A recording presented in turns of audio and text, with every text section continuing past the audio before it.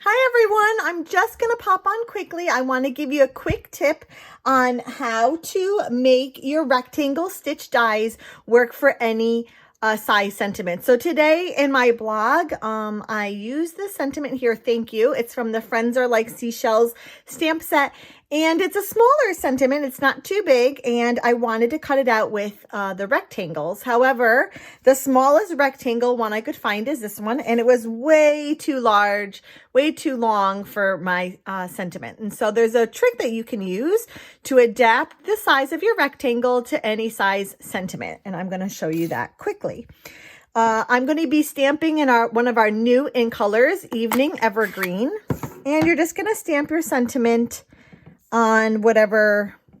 I'm using basic white here. For the card that I showed on my blog, I did some heat embossing.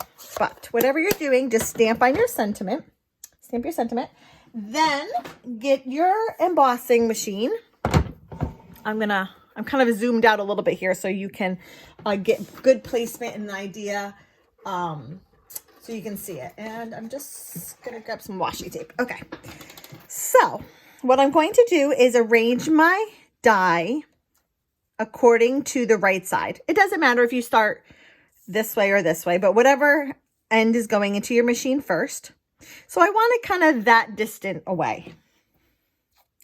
I'm going to use a little washi tape to keep it from moving as it goes through my die.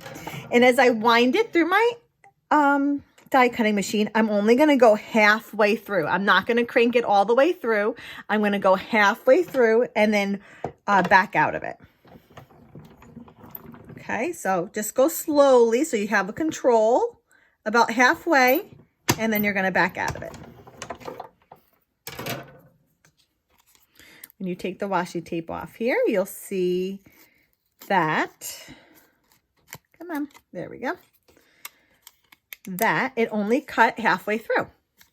Then you're going to flip around your piece of paper here, cardstock, and you're going to try and find these grooves. Okay, you want to align the grooves in the die back with the grooves that you just cut out. And you want to make sure that you kind of have equidistance between the end of this one and the end of this one. You don't want it to be way over here. That doesn't look right. You want it sort of equidistant. Hold on. It's a little hard to do holding it. Let me put it down.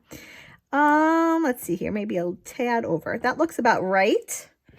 I'm going to use a little bit more washi tape just because I need very precise cutting here is why I'm using the washi tape to hold everything down. And then I'm going to do the same thing. I'm going to put my plate on and crank halfway through, especially as I get closer to the sentiment. I'm just taking my time so I don't go all the way through. And once we pull the washi tape off, if I can get it off, there we go. Come on. Actually, we really don't even need to get the washi tape off. You get your sentiment.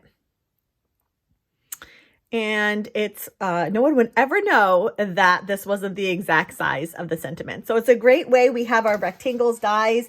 They come in all shapes and sizes, and you can make them longer, the rectangle longer or shorter, depending on your sentiment needs. So we have like that one and this one, all different shapes and sizes, and they're really fun. I use them a lot, but sometimes it's hard to find the right size. And so you can do this little trick to get some good placement.